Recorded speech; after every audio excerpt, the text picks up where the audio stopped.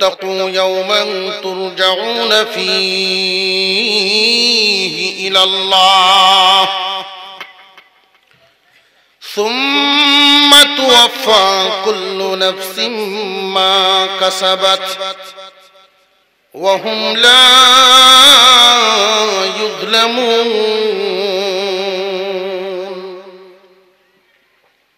আল্লাহ পাক রব্বুল আলামিন বলেন, ও দুনিয়ার মানুষ, ওই দিনটাকে ভয় করো যেই দিন তোমরা সব আল্লাহর সামনে যাইবা। এমন কোন মানুষ নাই যেই মানুষ আল্লাহর সামনে যাবে না। তুমি মানলেও যাইতে হবে, আল্লাহকে না মানলেও যাইতে হবে। মুমিনও আল্লাহর সামনে যাবে, কাফিরও আল্লাহর সামনে যাবে। এমন কোন মানুষ নাই যেই মানুষ আল্লাহর সামনে যাবে না। আল্লাহ পাক রব্বুল আলামিন বর্ণনা করেন, ভয় করো ওই দিনটাকে যেই দিন আল্লাহর সামনে দাঁড়াইবা। শুধু দাঁড়াইলেই চলবে না বান্দা, এই পৃথিবীর জমিনে যে যে কর্ম করেছো কর্মের ফল ওই দিন প্রদান করা হবে। যে যেমন কর্ম করেছো এমন বদলা দেওয়া হবে।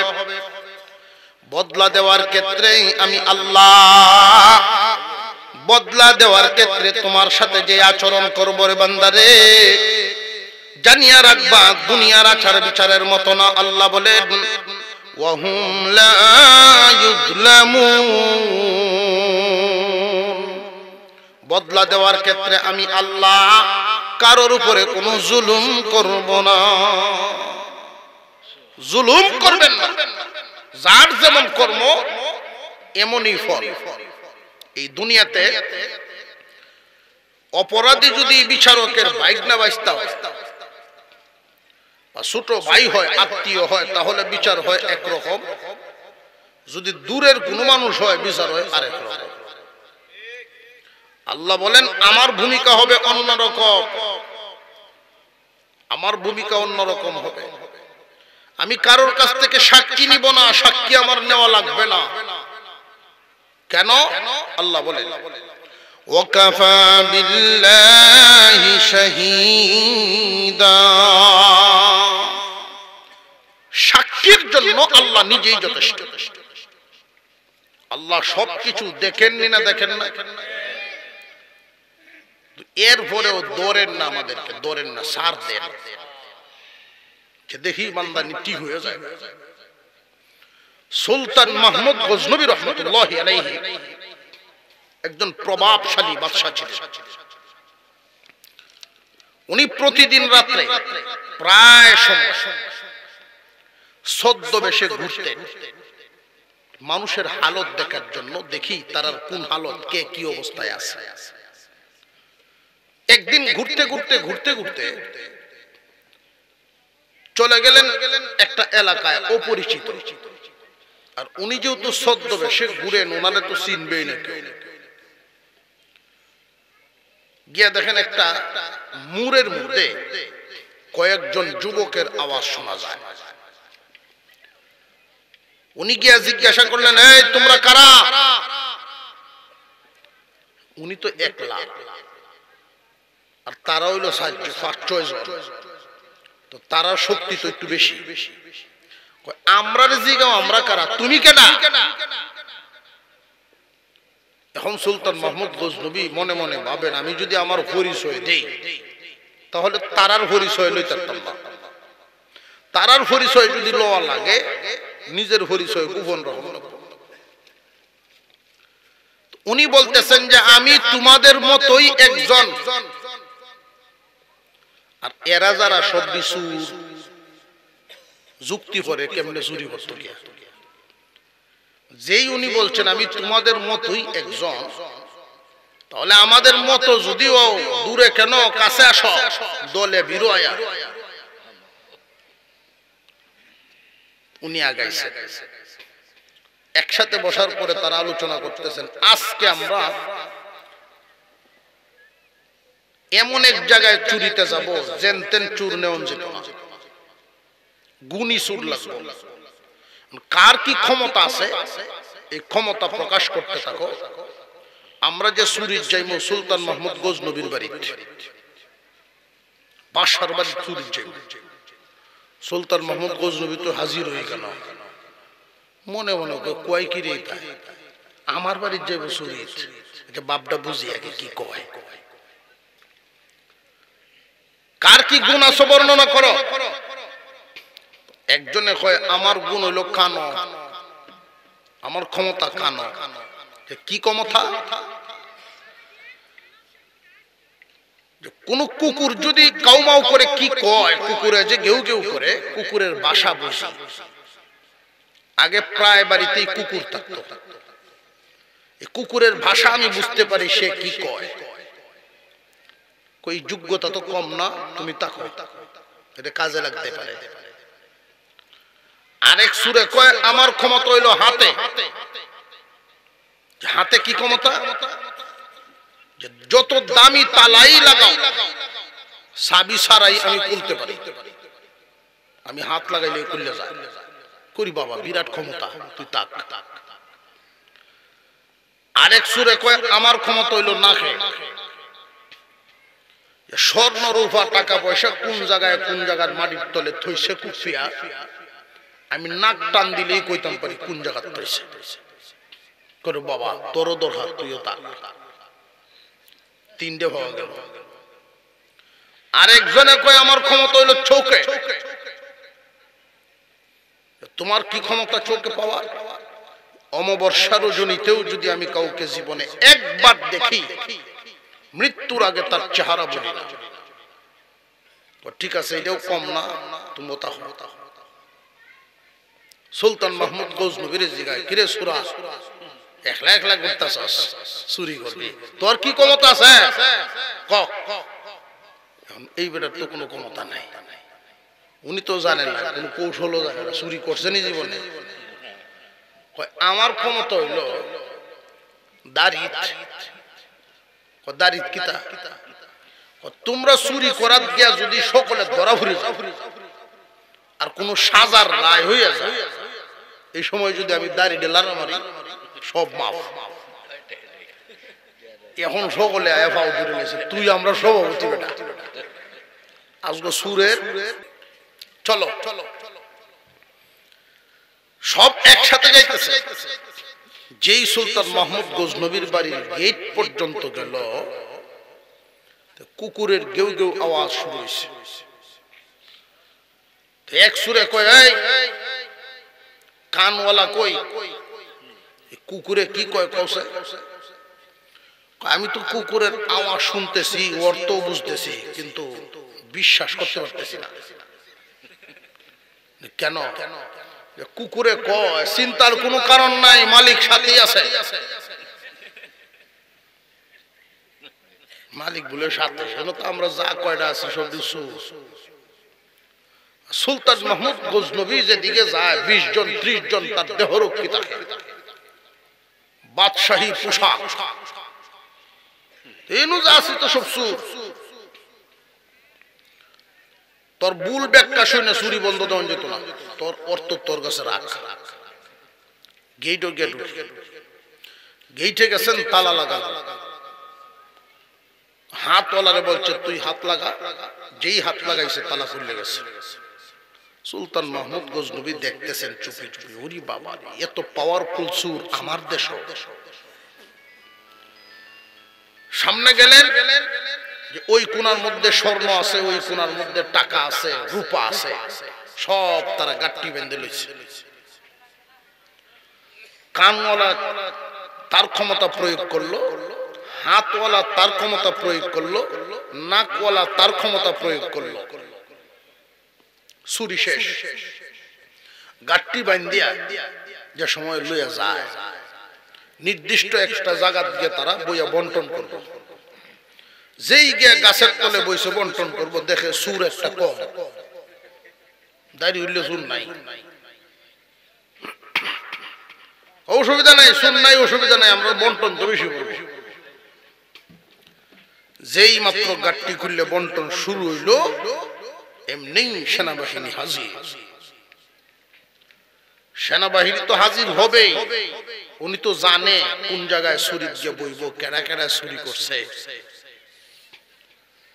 উনি তখন বাধা দেন নাই। কেন বাধা দেন নাই?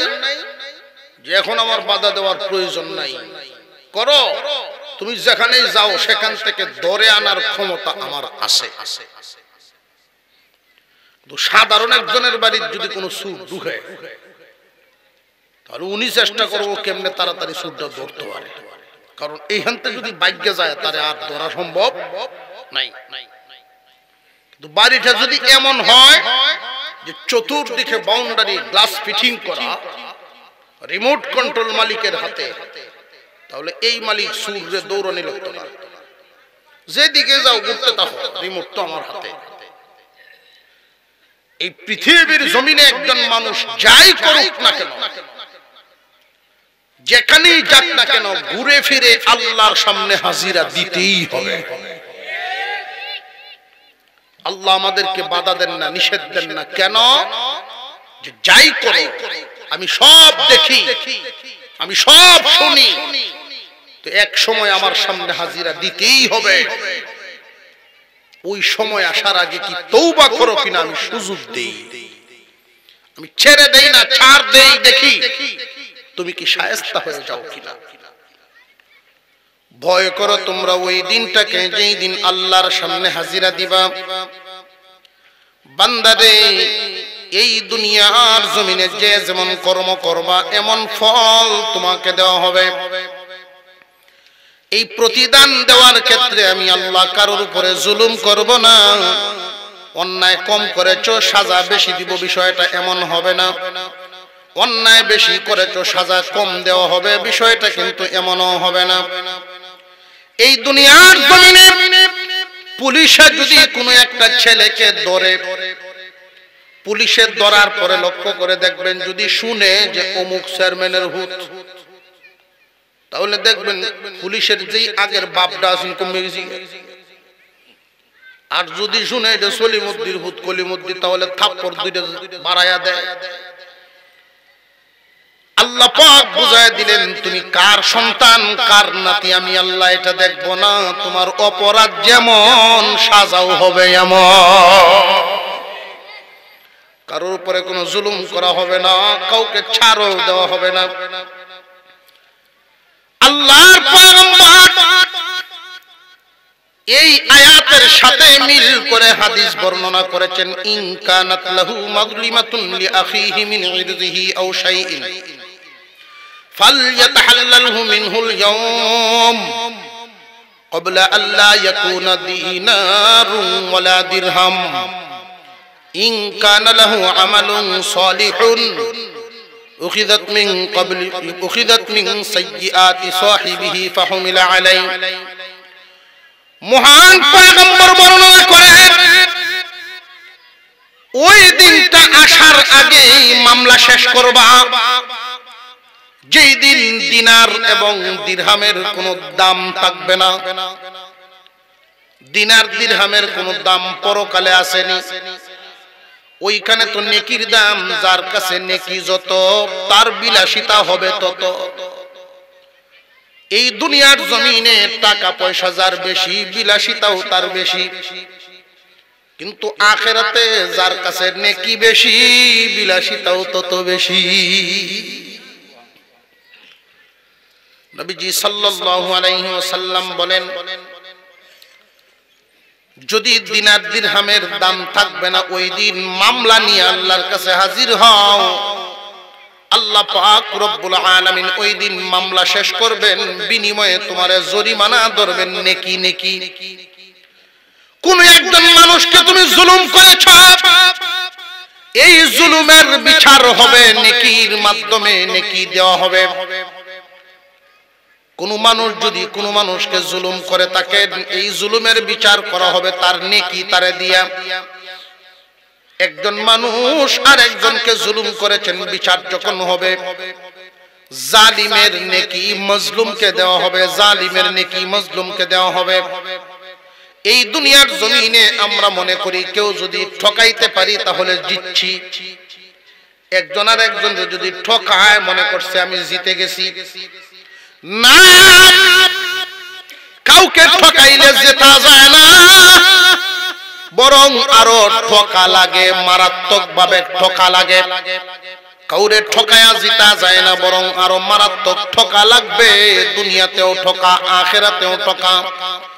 আখিরাতে কেমন ঠকবেন? বিশ্বনবী বলেন, জালেম এই দুনিয়ার জমিনে মানুষকে ঠকানোর কারণে একের পর এক মানুষকে নেকি দেওয়া হইতেই থাকবে, হইতেই থাকবে। পাহাড় পরিমাণ নেকি নিয়ে একদল মানুষ আল্লাহর সামনে যাবে, প্রভু গো জান্নাত দাও, পাহাড় পরিমাণ নেকি নিয়ে আইছি। হজের সওয়াব আছে আমল নামায়, যাকাতের সওয়াব আছে আমল নামায়, নামাজের সওয়াব, রোজার সওয়াব, দান খয়রাতের সওয়াব, বহু সওয়াব নিয়ে আসলাম, নেকি পাহাড় পরিমাণ, জান্নাত দিয়ে দাও। আল্লাহ বলবেন তোমার তো একটা বদ আমল আছে দুনিয়াতে, সব আমল ভালো কিন্তু একটা আমল আছে খারাপ, বান্দার হক ঠকাইতা, এটা আছে তোমার খারাপ অভ্যাস। আর আমি আল্লাহর কাছে তওবা করলাম, এই গুনাহ আমি মাফ দেই না, কারণ তুমি মাফ চাইলে তোমারে যদি আমি মাফ দিয়া দেই, তাহলে যারে ঠকাইছো তার উপরে আমার জুলুম হয়ে যায়। তুমি যে তারে ঠকাইলা, আমি কেমনে মাপ দেই তোমার? এই জন্য আমি মাপ দিব না। দুইজনের হাসরের মাঠে একত্রিত করব, একজনের সামনে আর একজনের বিচার করা হবে। ওই দিন মনের জ্বালা তার দূর হইব। আল্লাহ পাক রব্বুল আলামিনের দরবারে পাহাড় পরিমাণ নেকি নিয়ে যাবে একদল মানুষ, বান্দার হক ঠকাইনেওয়ালা মানুষ। অনেক হক ঠকাইনেওয়ালা আছে দেখবেন মসজিদের আগের কাতারের মুসল্লি, কিন্তু বইনের ওয়ারিশ ঠকায়া বইরেছে। আর একটু জোরে কর, বোনের ওয়ারিশ ঠকায়া ফেলছে আগের কাতারের মুসল্লি। হজ করে আইসা বলছে তসবিহ 500 দানার গুড়া, 500 দানার যেই তসবিহ এটা লইয়া বইছে। কাজ হবে না রে বান্দা, তুমি নেকি কামাইবা, এই পাহাড় পরিমাণ নেকি কিয়ামতের দিন আল্লাহর সামনে যেই দিন যাইবা, নবীজি হাদিস শরীফের মধ্যে বর্ণনা করেছেন, বোন মামলা দিবে, আল্লাহ আমার এই ভাই দুনিয়ার জমিনে আমারে ঠকাইছেন। কি ঠকাইছেন? যে আমরা একই বাবার সন্তান, দুই ভাই বোন। আব্বা 30 কের জমিন রেখে গিয়েছিলেন দুনিয়াতে, 20 কের ভাইয়ে পায়, 10 কের তো আমি পাই। 20 কের ভাইয়ে পান, 10 কের আমি পাই। হয়নি না ভাই? না, কিন্তু ভাইয়া আমার 10 কের দেন নাই। আমার ভাইয়া আমার 10 কের দেয় নাই, দিছে মাত্র 2 কের। তাওয়ার দিছে আবার বিলের তলাত, গাঙ্গের ভারো। হয়নি না? হয় না? আমার ভাই আমারে দেয় নাই। অনেক মানুষরা আমি নিজে জিজ্ঞাসা করে দেখছি, বাবা যে সম্পদ রেখে গেছেন, বোনের ওয়ারিশ দিছেন, নিকো হুজুর এরা চায় না, এরা চায় না, এই জন্য দেই না। এরা চাইতো কেমনে? তাদের মনে তো ভয় তুমি বাইনি গুসা হয়ে যাও। তোমার উচিত তার বাড়িতে নিয়ে যাওয়া, দেওয়ার আশায়। সত্যিকারের একজন মুমিনের কাছে পরের মালের বোঝা অনেক ভারী হয়। সত্যিকারের মুমিন পরের মালের বোঝাটা অনেক ভারী হয়। একদল স্বার্থবাদী মানুষ সমাজের মধ্যে আবার রটায়া দিছে, কয় ওয়ারিশ নিলে হয় না, ওয়ারিশ নিলে নাকি হয় না, ওয়ারিশ নাকি হয় না। আপনারা এলাকাতে আছেন এই জাতের কথা, ওয়ারিশ নিলে হয় না, এই জাতের কথাটি ছড়াইছে ওই মানুষগুলো যারা বোনরে ওয়ারিশ দেওয়া লাগবে, এরা ছড়ায়। কিন্তু রাত্রিবেলায় যখন বিবির সাথে বিছানায় যায়, তখন বউরে আবার কুসায়, তোরটা তুই বুঝ জানোস না কি লাগে। আমার কথা আপনারা বুঝেন? মতলববাজ মানুষ কেউ কাউকে ঠকাইলে জিততে পারে না, বরং মারাত্মক ভাবে ঠকা লাগে। এক চালাক লোক বোকা মানুষের সাথে বন্ধুত্ব করছে। তার উদ্দেশ্য হইল এই ব্যাগ কল রেলওয়ে কোনোখানো গেলে ঠগায়া খাওয়ান যায়। বাজারও গেছে কল দুইজনে ফল খাই কিনে, তো ফল একটা কিনছে, কি ফল? কাঁঠাল। কিনে যখন বইসে খাইছে, বাটপারে কয় আমি একটা ইনসাফের বিচার করি। কই ইনসাফের বিচার কি? আমরা অর্ধেক অর্ধেক দাম না দিয়া যে যেমন খাই মুই এমন দাম দিব। কাঁঠালের কুশ খায়া বিচি সামনে রেখে দিবা, পরে আমরা হিসাব করবো যে জয়টা কুশ খাইলাম ওইটা গইনা টাকা দিব। কইটা সুন্দর কথা। তো যেই মানুষটা সরল সহজ, কুশ এক একটা কায় সামনে তয়, এক একটা কায় সামনে তয়। আর বাটপারে করে কি দুই বিচি সামনে তয়, চার বিচি ফেরত দেয়।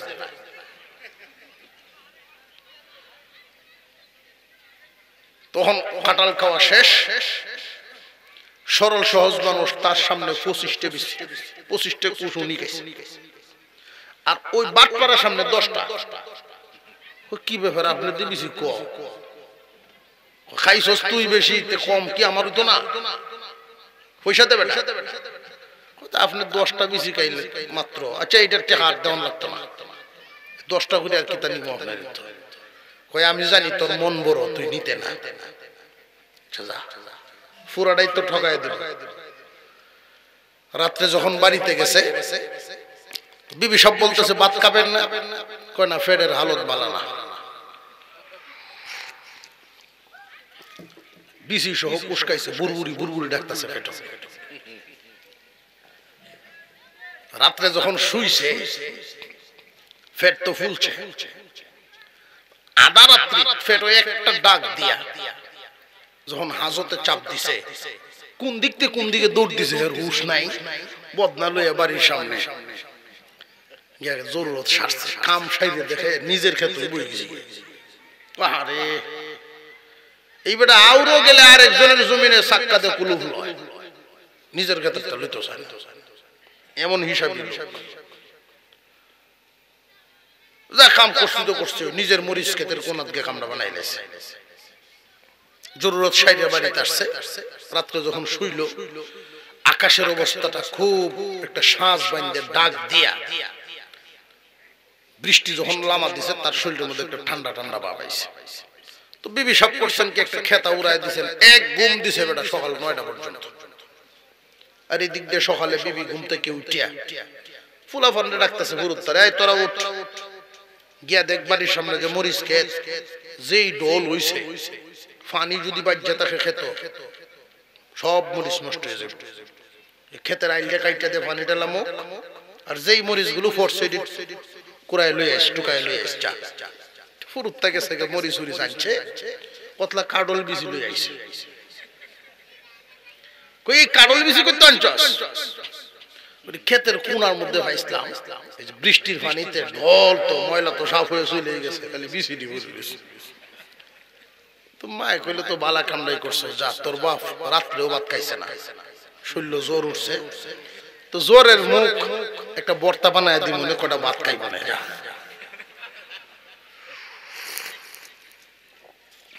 শুকনা মরিচ বাজিয়া সরিষার তেল দিয়া ঠিক মতো বর্তা একটা করে দিছে বেটি। আর উনি ঘুম থেকে উঠছে, গরম ভাত আর কাঁঠাল বিচির বর্তা খাওয়া দিছে। যে কইতেছে আলহামদুলিল্লাহ আলহামদুলিল্লাহ, কি মজার খাওয়ান খাওয়াইলা।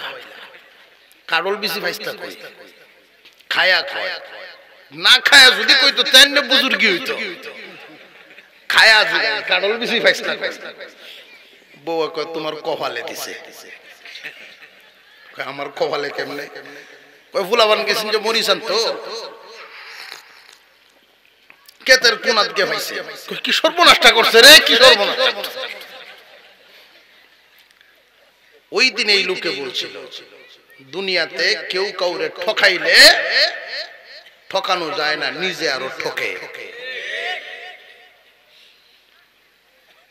বড় ভাই ছোট ভাইরে সরল সহজ ফায়া বাপের জমা জমি ভাগ করত, যেই জমি সড়কের সাইডে দেয়া ডুবা ডাবা যেটা দান হয় না, এই জাতের নিম্নমানের জমিন দিয়ে ছোটটারে দিছে, আর বড় ভাই একটু মাতাব্বর টাইপের, যেটার মধ্যে দান বেশি হয় সেই জমিন দিয়ে নিছে। কালক্রম ঘুরিয়া 10 বছর পরে দেখা যায় রাস্তার সাইডে যে ছোট বাইরে যে জমিন দিছেন এটি এক একটা কেয়ার হয়েছে 50 লাখ, আর বড় ভাই যে সরস জমিন নিছেন যে দান সেই দান খেতে হয়েছে। এমন ওয়াইনি না হয় না বান্দায়, তুমি বান্দারে ঠকাইবা, আল্লাহ যদি জিতায় তুমি ঠকায় করবা না। তাকদীরের প্রতি যদি আমাদের বিশ্বাস থাকে তাহলে বুনের ওয়ারিশ কেউ ঠকাইতে পারে না। তাকদীর তারে সেটা দিছে, আমি কেন তারটা নিব? বুন রে না জিগায়া কোন মানুষ যদি বাবার ইন্তেকালের পরে বাবার রেখে যাওয়া সম্পদটা বোনকে না জিগায় যদি পুরা জমিনটা খাওয়া শুরু করে, হারাম, মাকরু না হারাম, হারাম। হাওরে ডাকাতি আর এটার মধ্যে বেশ কম নাই। আরেকজনের হক তুমি খাইতেছো, সন্তানের দিকে খাওয়াইতেছো, এই সন্তান মানুষ হইতো কেমনে খাওয়াইতেছো তুমি বেহালাল। এই সন্তান আচরণ ভালো করবে কেমনে খাওয়াচ্ছ তুমি বেহালাল। বেহালাল খানা খাওয়াইলে হারাম রক্ত মাংস তৈরি হয়, আর হারাম রক্ত মাংস তৈরি হইলে হালাল ব্যবহার করতে পারে না। এই জন্যই সন্তানে আজকাল মা বাপরে পরে অত্যাচার করে, বিভিন্ন ধরনের আচার আচরণ খারাপ করে। গোড়ালিতে খুঁজে দেখবেন গন্ডগোল জায়গা মতো। সাবধান হয়ে যায়। হাসরের মাঠে আল্লাহর সামনে জবাব দিতে হবে। তোমার তাকদীরে যদি হালাল ভাবে থাকে, আমি বান্দা, আল্লাহ মালিক, আমি গোলাম, মাওলা মালিক।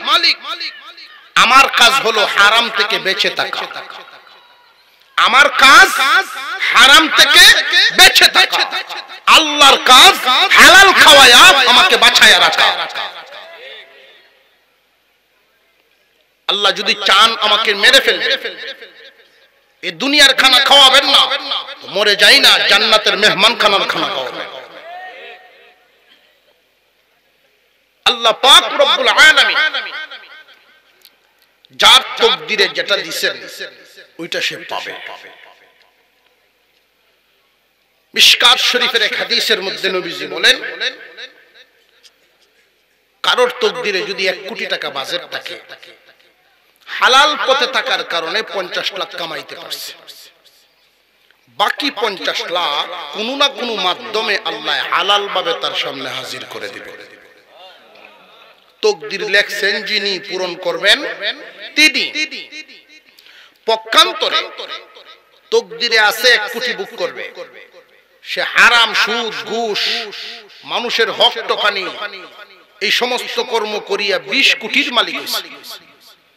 নবীজি কসম খেয়ে বলেন 1 কোটির উপরে 1 পয়সাও বুক করতে পারবে না, কিন্তু সাজা তার পুরোপুরি বুক করতে হবে। এই দুনিয়াতে কি এমন কোন মানুষ এত বুকা আছে কেউ, যে ইনকাম করলা তুমি অন্যায় পথে, এটা ভোগ করবো অন্যরা, সাজা ভোগবা তুমি? কি দরকার? আল্লাহ যদি তাকদীরে রাখেন শুধু কাঁটাটা ঠিক রাখা আপনার দায়িত্ব, নীতি ঠিক রাখা আপনার দায়িত্ব,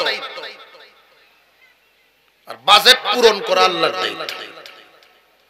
এই বিশ্বাসটুকু যদি থাকে তাহলে নীতি সঠিক রাখার চেষ্টা করব ইনশাআল্লাহ। মুসলমান ইমানদার ভাইরা আমার, খানায়ে কাবার পাশেই ছিল একটা বাড়ি, একজন গরিব মানুষ বসবাস করতেন, যুবক। এই যুবক ছোটবেলায় মা বাবা উভয়কেই হারায় ফেলছেন, মাও নাই বাবাও নাই। এলাকার মানুষ সহযোগিতা করেছেন, মায়া মহব্বত করতেন তাকে। মাদ্রাসায় ভর্তি হয়েছেন, কুরআনুল কারীমের হাফিজ হয়ে গেল। ছেলেটার নাম কাজী আবু বকর। গরিব মানুষ, অন্যের জায়গায় একটু ঘর বানানোর জন্য সুযোগ দেওয়া হয়েছে, এখানে একটা ঘর বানাইছে। ওই ঘরের মধ্যে থাকে, নিজে কাজকর্ম করিয়া খানা জোগায়, পরের বাড়িতে পরের বাগানে কাজকর্ম করে। কাজ করলে খাবার আছে, কাজ নাই তো খাবারও নাই, এত গরিব। কিন্তু নীতিগতর দিক থেকে যুবক অনেক ধনী, অনেক ধনী। যেই নীতি আদর্শ অন্যান্য সবার কাছে পাওয়া যায় না, এমন নীতিবান যুবক সে। পরের জমিতে কাজ করলে অনেক মানুষ নীতি হারা হয়েও কাজ করে, আমরা লক্ষ্য করি। মাটি কাটে অনেক মানুষ দেখছি, সাক্ষী রাখে, মাটির মাফের জন্য সাক্ষী রাখে, উষা জায়গা দিকে সাক্ষী রাখে। এটি বাটপার আছে না? খালি মন্ত্রীরা গাইল হয়ে যেত লাভ নাই, হেরা যেমন সুর, নিচের দলেও তো সুর আছে। যদি রুজে কামলা নে তাহলে রোয়া যেমনে লাগায়, সুখে দিলে ফাতলা ফাতলা মারে। গন্ডগুলো এখানে তো আছে। এত নীতিবান কাজী আবু বকর, নীতিবান।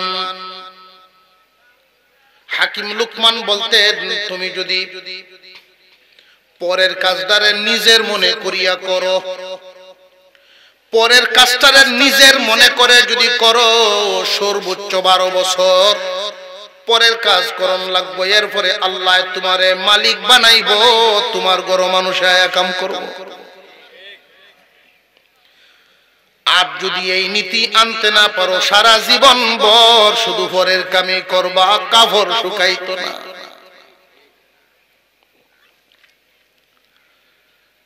কাজী আবু বকর নীতিবান মানুষ, অনেক নীতিবান মানুষ। হজের মৌসুম শুরু হয়েছে, হঠাৎ করে দেখেন ওনার সামনে একটা ব্যাগ পড়ে রয়েছে, টাকার ব্যাগ। টাকার ব্যাগটা দেখে উনি হাতে উঠায় নিয়ে আফসোস করতেছেন, আরে না জানি কেমন মালিকে হারাইছে। টাকার ব্যাগটার ভিতরে টাকা আছে, স্বর্ণ অলংকার আছে, উপযুক্ত কিছু প্রয়োজনীয় কাগজপত্র আছে। লোকটার যেই অর্থনৈতিক অবস্থা বললাম, বর্তমান সময়ের মানুষের হাতে পড়লে নিজে নিজে মাসলা দিল যে আমি যে কষ্ট বিষ্ট করে চলি, মনে হয় আল্লাহই বাউ করে দিছে। ফতুয়া বাইর করে কিন্তু কাজী আবু বকর ঘুরতেছেন, পরের মালের বোঝা মুমিনের কাছে অনেক ভারী হয়। তাবুতে তাবুতে ঘুরেন, তাবুতে তাবুতে যান, হারাইছেননি কেউ কোন টাকার ব্যাগ, কেউ স্বীকার করে না। কারণ আগের হাজি আর এখনের হাজির মধ্যে অনেক বেশ। আর একটু জোরে কর। 6 মাস পর্যন্ত শুধু বাজারে বাজারে ঘুরতে দেখতাম। আছেননি কোন দোকানদার, পাওনাদার থাকলে নেন, পাওনাদার থাকলে লেনদেন সাফ করেন, পরিষ্কার করেন। কিন্তু এখনকার সময়ের মানুষ টাকা পয়সা নিজের জিম্মাদারির উপরে রাইখা, আগের হাজিগণ যাইতে সব বন্টনাদি হক আদায় করার পর কাফনের কাপড় মনে করতেন, ইহরামের কাপড় বিদায় নিয়ে যাইতেন, মনে এই আশা নিয়ে যাইতেন যে বিদায় যদি হয়ে যায় ওইখানেই শুয়ে থাকবে। কিন্তু এখনকার হাজিগণ এই আশা নিয়ে যায় না। ছেলে মেয়ে বউ পরিবার পরিজন রে বাজেট দিয়া যায়, 50,000 দিয়া গেলাম, 2 মাস 40 পরে তো আমি আইতে আসি গুরান দিয়া। দেয়নি না, দেয় না। এই 50,000 দিয়ে 2 মাস চল, যে চেক সই করে দে, চেক লাগে কেন লাগে না, আমি তো আইতে আসি। কাজী আবু বকর ঘুরতেছেন টাকার ব্যাগ নিয়ে, কোনো মালিক পাওয়া যায় না, মালিক পায় না। একদিন চলে গেল, 2 দিন চলে গেল, 3 দিনের মাথায় উনার কাজ নাই, খাবার নাই, শরীরের অবস্থাও দুর্বল হয়ে গেছে। হাঁটতে গিয়ে পায়ে পায়ে বাড়ি লেগে যায়, পেট পিঠ একত্রিত হয়ে যাইতেছে। এরপরেও এই পরের মালের প্রতি কোনো লোভ করে না, মালিকেই খুঁজে, মালিকেই খুঁজে। হঠাৎ করে পাওয়া যায় একজন বুড়া মানুষ, পেরেশান চেহারা, এলোমেলো চুল নিয়ে আগায় আসতেছেন। কে রে বাবা? আমি একটা টাকার ব্যাগ হারায় ফেলছি, আমার ব্যাগের নমুনা এইরকম এইরকম, টাকার ব্যাগের ভিতরে আছে এই এই জিনিস, হুবহু মিলে গেল। হাজী আবু বকর মুরব্বির সাথে যখন সাক্ষাৎ করেছিলেন, টাকার ব্যাগটা হাতে উঠায়া দিলেন। মুরব্বি মানুষ খুশি হইয়া তারে কিছু হাদিয়া দিবার চাইলেন। রে যুবক, তোমাকে আমি খুশি হয়ে এই হাদিয়া দিলাম, এটা গ্রহণ করো। কাজী আবু বকর বলেন, মাফ করবেন, এই মুহূর্তে আমি কোনো হাদিয়া গ্রহণ করব না। কেন রে বাবা? হাদিয়া দেওয়া নেওয়া তো সুন্নত আমি জানি, হ্যাঁ এটা আমিও জানি, কিন্তু এই মুহূর্তে আমি কোনো হাদিয়া গ্রহণ করব না। কারণ কুরআনুল কারীমের ভিতরে আল্লাহ বলেছেন, সবরকারীর বদলা দিবেন আল্লাহ, বিনা হিসাব বেহিসাব দিবেন। আমি আল্লাহর কাছ থেকে বদলা পাওয়ার আশায় রইলাম। আপনি হাজী সাহেব শুধু আমার জন্য দোয়া করবেন। এই হাজী সাহেব কাজী আবু বকরের চেহারার দিকে তাকায় রইলেন। এই বয়সে, এত কম বয়সের যুবক এত বড় তাকওয়াওয়ালা কেমনে হইল? পরের মালের প্রতি কোনো লোভ নেই, মজবুত নীতিবান। কাজী আবু বকর বুড়া মানুষের মন জয় করে ফেললেন, টান দিয়া বুকের সাথে জড়ায়া তার জন্য দোয়া করে আলাদা হয়ে গেলেন। মুরব্বি চলে গেলেন তার দেশে, কাজী আবু বকর রয়ে গেলেন তার দেশে। বহুদিন পরে কাজী আবু বকর একটা কাফেলা জোগাড় করে দিনের দাওয়াতের জন্য রওনা দিলেন পানিপথে। পানিপথে যখন রওনা দিলেন, হঠাৎ করে ঢেউয়ের কবলে পড়ে লন্ডভন্ড হয়ে গেছে তাদের সেই নৌকাটা। কে কোন দিকে গেল কারোর কোনো হদিস নাই। কাজী আবু বকর বেহুশ হালত, একটা তক্তার উপরে ভর করে ঢেউয়ের তালে তালে যাইতে যাইতে উনি গিয়া একটা দ্বীপের মধ্যে লাগলেন। দ্বীপের মানুষ তারে উঠাইয়া সেবা যত্ন করিয়া তারে হুঁশ ফিরাইল। সব জানতে পারলেন যে এই দ্বীপের বেশিরভাগ মুসলমান নতুন, বেশিরভাগই নতুন মুসলমান, তারা নামাজ জানে না, সূরা কিরাত জানে না। কাজী আবু বকর নিয়ত করলেন কিছুদিন সেখানে থাকবেন। প্রতিদিন সকাল বেলায় ছোট ছোট বাচ্চাদেরকে কুরআনুল কারীম শিক্ষা দেওয়া শুরু করে দিল। প্রত্যেক দিন বিকাল বেলায় মাগরিবের নামাজের পরে মুরব্বিদেরকে প্র্যাকটিক্যাল নামাজ শেখানো শুরু করলো। এইভাবে যাইতে যাইতে 3 থেকে 4 মাস যখন চলে গেল, এলাকার মুরব্বীরা একজন আর একজনকে বলে, দেখছো নি একজন যুবকের মেহনতের বদলায় আমাদের দ্বীপের রং পাল্টে যাচ্ছে, আমাদের দ্বীপের রঙই পাল্টে যাচ্ছে। বেনামাজি নামাজি হয়, কোরআন পড়া জানতো না, সূরা কিরাত এখন শিখা শুরু হয়েছে। মুরব্বিগণ একজন আর একজনকে বলে, লো আমরা একটা কাজ করি। কি কাজ? এই যুবককে আমাদের দ্বীপে রেখে দেওয়ার চেষ্টা করি। স্থায়ীভাবে যদি এই যুবককে রাখতে পারি, এক যুবকের মেহনতের উসিলায় আমাদের পুরা দ্বীপটাই সোনালী হয়ে যাবে। লো আমরা তারে রাখার ব্যবস্থা করি। এই যুবককে রাখার জন্য তারা যুবকের সাথে আলোচনায় বসলো। যুবক রে, তোমার বাড়িতে কে কে আছে আমাদেরকে বলো। কাজী আবু বকর বলেন, আমার আপন বলতে কেউ নাই, মা নাই, বাবা নাই, আপন ভাই বোন বলতে নাই। তুমি কি থাকবে নাকি আমাদের দ্বীপে?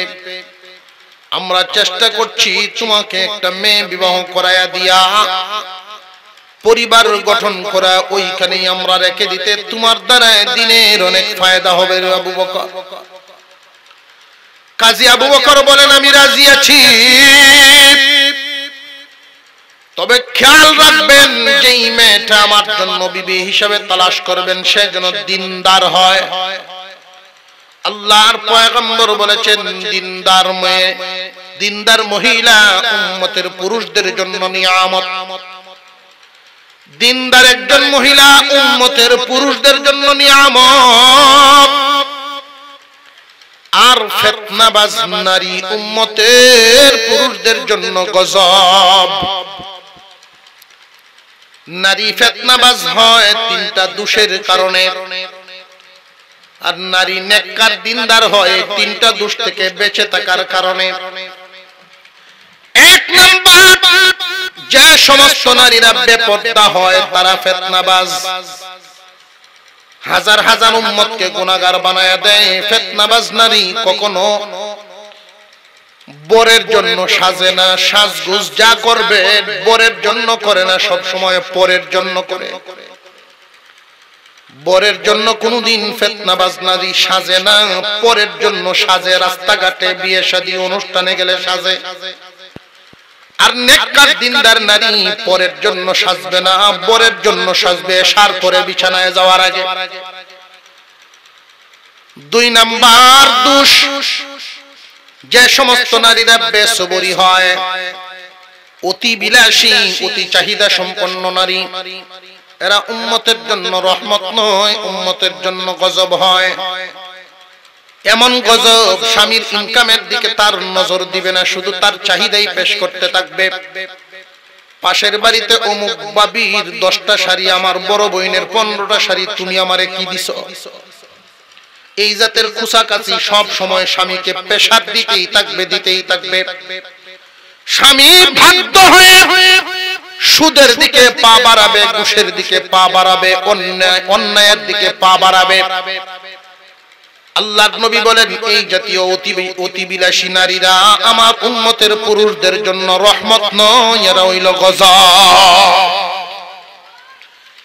একজন নেককার নারী স্বামীর সামনে পেশ করবে, প্রয়োজনে আমার একবার খানা খাওয়াইবেন তবু হালাল খাওয়াইন, প্রয়োজনে আমাকে বছরে 2টা কাপড় দিবেন তবু হালাল পয়সা দিয়ে দিয়েন। এটা নেককার নারীর লক্ষণ। 3 নাম্বার দোষ, ফিতনাবাজ নারী ঝগড়াটে হয়। কথার লাগাল পাইলেই দেখবেন সারাদিন শুধু কাজও করে মুখও চলে, কাজও করে মুখও চলে। এটা এফএম রেডিওর মতো বাজতেই থাকে। কিন্তু নেককার নারী, দিনদার নারী ঝগড়া শুনলে ভয় পায়, কথাকে শুধু কমাইতে চাইবে। স্বামী যদি জোরে আওয়াজ দেয়, দিনদার নারী তারে থামাইবো, আস্তে কও মানুষে শুনবো। কাজী আবু বকর বলে এলাকার মানুষ আমার জন্য নেককার নারী পাইলে আপনারা দেখেন, কিন্তু ফিতনাবাজ নারী আমি গ্রহণ করব না। ফিতনাবাজ নারী মনে থাকবো না যুবকগণ, নাকি খালি জিল মিলে দেখতে ভিসেতে দৌড়বা। খুব সাবধান, জিন্দেগি নষ্ট হয়ে যাবে, জীবন কয়লা। দোয়া ছায়া আমার কাছে, দোয়া ছায়া তো হুজুর দোয়া করুন যে খুব ঝামেলা চলতেছে, গোড্ডাত শান্তি নাই। আমি বলছি শ্বশুর বাড়ি কোনানো বউ দেখছিলা কেমনে? হুজুর পছন্দ তো রাস্তা করছিলাম, রাস্তা পছন্দ করছো, শান্তি আইব কেমনে? রাস্তার যারা তুমি পছন্দ করছো এটা ভোটদান ফিরনাবে ভোটদা ফইলই ফেস লাগে।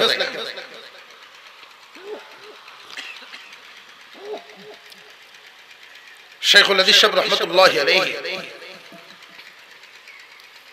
আল্লামা মামুনুল হক সাহেব হুজুরের আব্বা, শেখুল হাদিস সাহেব বুখারীর দর্শে দৌরার ক্লাসে ছাত্রদেরকে উদ্দেশ্য করে বলেন, এই বেটা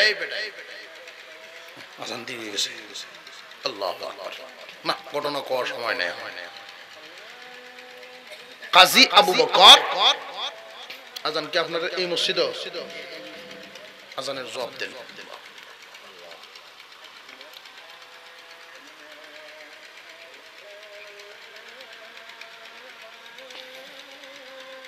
আশহাদু আল্লা ইলাহা ইল্লাল্লাহ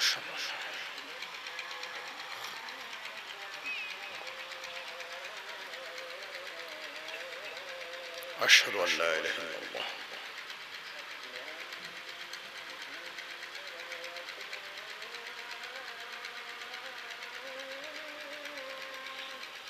আশহাদু আন্না মুহাম্মাদার রাসূলুল্লাহ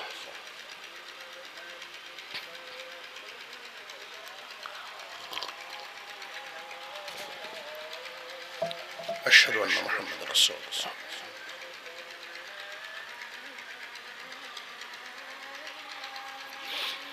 লা হাওলা ওয়ালা কুওয়াতা ইল্লা বিল্লাহ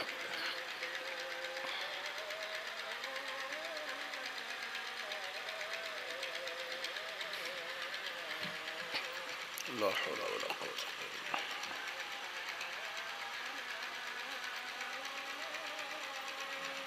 لا حول ولا قوة إلا بالله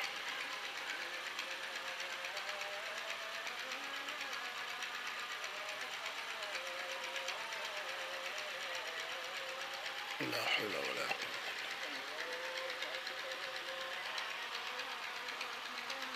لا الله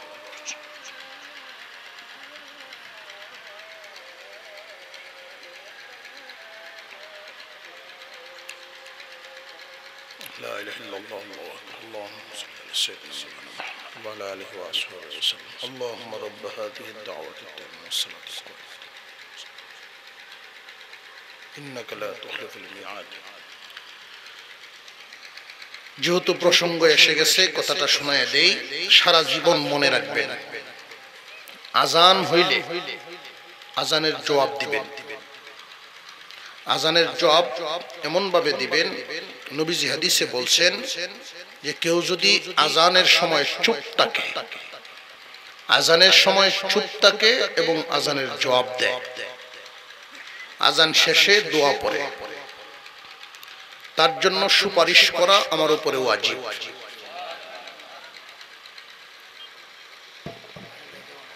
তার দ্বারায় সুপারিশ করা আমার উপরে ওয়াজিব। এই সংবাদের দ্বারায় একটা কথা এখানে পাওয়া যায়, খুব চিন্তা করবে। এই কথার দ্বারায় বোঝা যায় যে লোক এই আমল করবে তার ঈমানের সাথে মৃত্যু হবে। এই আমলটা আজানের সময় চুপ থাকা, আজানের জবাব দেওয়া। আজানের জবাব কি? মুয়াজ্জিন যা বলবে আপনিও তা বলবেন। শুধু হাইয়া আলাস সালাহ হাইয়া আলাল ফালার বেলায় লা হাওলা ওয়ালা কুওয়াতা ইল্লা বিল্লাহ বলবেন।